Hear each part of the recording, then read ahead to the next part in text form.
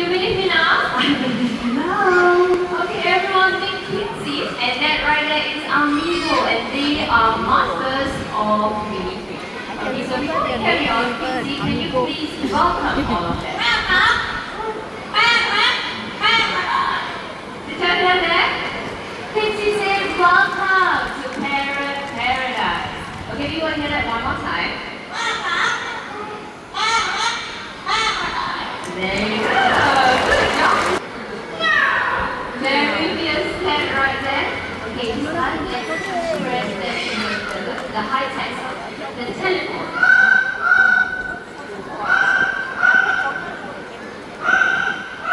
There you go, everyone. Let's all give it up for Quincy, everyone. So when parents imitate the sounds and calls, they are just doing what their families do in the mouth. When they mimic human sounds, they're just doing what they hear around them. That's right, and in this case, Quincy